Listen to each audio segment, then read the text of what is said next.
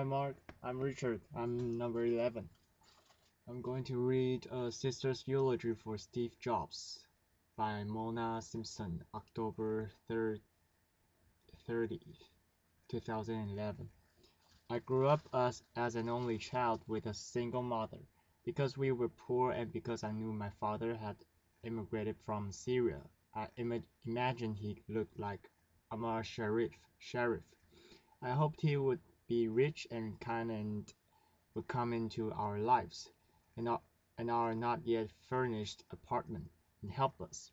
Later, after I'd met my father, I tried to believe he'd changed his number and left no forwarding address because he was an idealistic revolutionary, plotting a new world for the Arab people. Even as a feminist, my whole life I've been waiting for a man to love, who could love me. For decades I thought that man would be my father. When I was 25, I met that man and he was my brother. By then, I lived in New York, where I was trying to write my first novel. I had a job at a small magazine in an office the size of a closet, with three other aspiring writers. When one day a lawyer called me, the middle-class girl from California who hassled the boss to buy us health insurance, and said his client was rich and famous as what was my long-lost brother. The young editor went wild. This was 1985, and we worked at the cutting-edge literary, literary, literary magazine. But I've fallen into the plot of Dickens' novel, and really, we all loved those best. The lawyer refused to tell my brother's name, and my colleagues started a betting pool. The, the leading candidates, John Travolta. I secretly hoped for literally descendants of Henry James, someone more talented than I, someone brilliant without even trying. When I met Steve, he was a guy my age in jeans, Arab or Jewish looking and handsomer than Omar Sharif. We took a long walk, something it happened that we both liked to do. I don't remember much of what we said that first day, only that he felt like someone I picked to be a friend. He explained that he worked in computers. I didn't know much about computers. I still worked on a manual Olivetti typewriter. I told Steve I'd recently considered my first purchase of a computer, something called the Chromico. Steve told me it was a good thing I'd waited. He said he was making something that was going to be instantly beautiful. I want to tell you a few things I learned from Steve during these distinct periods over the 27 years I knew him. They are not periods of years, but of states of being. His full life, his illness, his dying. Steve worked at what he loved. He worked really hard every day. That's incredibly simple, but true. He was the opposite of absent-minded. He was never embarrassed about working hard, even if the results were failures. If someone as smart as Steve wasn't ashamed to admit trying, maybe I didn't have to be. When he got kicked out of Apple, things were painful. He told me about the dinner at which 500 Silicon Valley leaders met the then sitting president. Steve hadn't been invited. He was hurt, but he still went to work at Next every single day. Novelty was not Steve's highest value, beauty was. For an innovator, Steve was remarkably loyal. If he loved a shirt, he'd order 10 or 100 of them. In the Palo Alto house, there are probably enough black cotton turtlenecks for everyone in this church. He didn't favor trends or gimmicks. He liked people his own age. His philosophy of aesthetics reminds me of a quote that went something like this. Fashion is what seems beautiful now but looks ugly later. Art can be ugly at first, but it becomes beautiful later. Steve always aspired to make beautiful later. He was really willing to be misunderstood. Uninvited to the ball, he drove the third or fourth iteration of his same black sports car to Next, where he and his team were quietly invented the platform on which Tim Berners-Lee would write the program for the World Wide Web. Steve was like a girl in the amount of time he spent talking about love. Love was his supreme virtue, his god of gods. He tracked and worried about the romantic lives of people working with him. Whenever he saw a man he thought a woman might find dashing, he called out, "Hey, are you single? Do you want to come to dinner with my sister?" I remember when he phoned the day he met Lauren. "There's this beautiful woman, and she's really smart, and she has this dog, and I'm going to marry her." When Reed was born, he began gushing and never stopped. He was a physical dad. With each of his children, he fretted over Lisa's boyfriends and Aaron's travel and skirt lamps that Eve's safety around the horses she adored. None of us who attended Reed's graduation party will ever forget the scene of Reed and Steve slow dancing. His abiding love for Lawrence sustained him. He believed that love happened all the time, everywhere. In that most important way, Steve was never ironic, never cynical, never pessimistic. I tried to learn from that still. Steve had been successful at a young age, and he felt that had isolated him.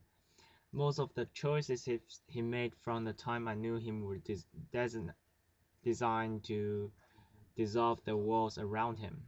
A middle-class boy from Los Altos, he fell in love with a middle-class girl from New Jersey.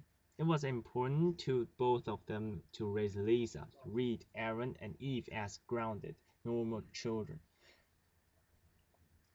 Their their house didn't intimidate with art or polish. In fact, for many of the first years I knew Steve and Law together, dinner was served on the grass, and sometimes it consisted of just one vegetable. Lots of that one vegetable, but one, broccoli, in season, simply prepared with just the right recently steeped herb. Even as a young millionaire, Steve always picked me up at the airport. He'd be standing there in his jeans. When Reed insisted on dressing up as a witch every Halloween, Steve, Lawrence, Aaron, and Eve all went vegan. They once embarked on a kitchen remodel. It took years. They cooked on a hot plate in a garage. The Pixar building, under construction during the same period, finished in half the time. And that was it for the Palo Alto house. The bathroom stays old, and this was a crucial distinction. It had been a great house to start with. Steve saw to that. This is not to say that he didn't enjoy his success. He enjoyed his success a lot, just minus a few zeros. He told me how much he loved going to the Palo Alto bike store and gleefully realizing he could afford to buy the best bike there. And he did. Steve was humble. Steve liked to keep learning. Once he told me if he'd grown up differently, he might have become a mathematician. He spoke reverently about colleagues and loved walking around the Stanford campus.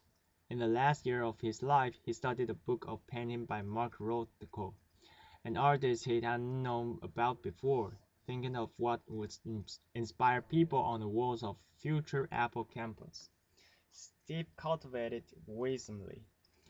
What other CEO knows the history of English and Chinese tea roses and has a favorite David Austin rose? He has surprises tucked in all his pockets.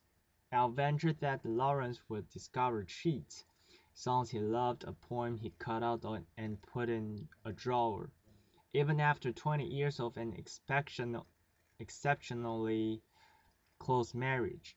I spoke to him every other day or so, but when I opened the New York Times and saw a feature on the company's patents, I was still surprised and delighted to see a sketch for a perfect staircase. With his 4 children, with his wife, with all of us, Steve had a lot of fun. He treasured happiness. Then Steve became ill and we watched his life compress into a smaller circle. Once he'd loved walking through Paris. He'd discovered a small handmade soba shop in Kyoto. He downhill skied gracefully. He cross-country skied clumsily. No more. Eventually, even ordinary pleasures like a good peach no longer appealed to him. Yet what amazed me, and what I learned from his illness, was how much was still left after so much had been taken away. I remember my brother learning to walk again, with a chair, after his liver transplant. Once a day he would get up on legs and seem too thin to bear him. Arms pitched to the chair back. He pushed that chair down the Memphis hospital corridor towards the nursing station, and then he'd sit down on the chair, rest, turn around, and walk back again. He counted his steps and each day pressed a little farther. Lawrence got down on her knees and looked into his eyes. "Can do this, Steve," she said. His eye widened, his lips pressed into each other. He tried. He always tried, and always with love at the core of that effort. He was an intensely emotional man. I realized during that terrifying time that Steve was not enduring the pain for himself. He set destinations. His son Reed's graduation from high school, his daughter Erin's trip to Kyoto, the launching of a boat he was building on which he planned to take his family around the world, and where he hoped he and Lawrence would someday retire. Even ill, his taste, his discrimination, and his judgment held. He went through 67 nurses before finding kinder spirits, and then he completely trusts the 3 who stayed with him to the end: Tracy, Arturo, Elham. One time, when Steve had contracted a tenacious pneumonia, his doctor forbid everything, even ice. We were in a standard ICU unit. Steve, who generally disliked cutting in line or dropping his own name, confessed that this once he'd like to be treated a little specially. I told him, "Steve, this is a special treatment." He leaned over to me. He said, and said, "I want to, I want it to be a little more special." In, intubated, intubated. When he couldn't talk, he asked for a notepad. He sketched devices to hold an iPad in a hospital bed. He designed new fluid monitors and X-ray equipment. He redrew that not quite special enough hospital unit, and every time his wife walked into the room, I watched his smile remake itself on his face.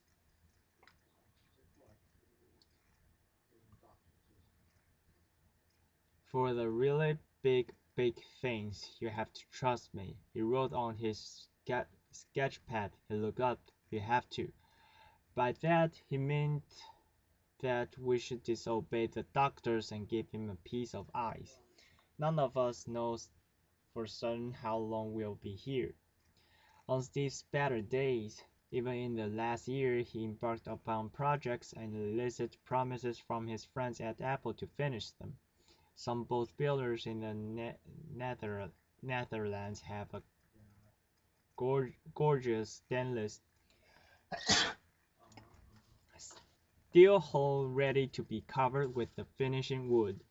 His three daughters remain unmarried. His two youngest still girls, and he wanted to walk them down the aisle, and he'd walk me the day of my wedding. We all, in the end, die in medias res, in the middle of a story of many stories. I suppose it's not quite accurate to call the death of someone who lived with cancer for years unexpected. But Steve's death was unexpected for us. What I learned from my brother's death was that character is essential. What he was how he died. Tuesday morning, he called me to ask me to hurry up to Palo Alto.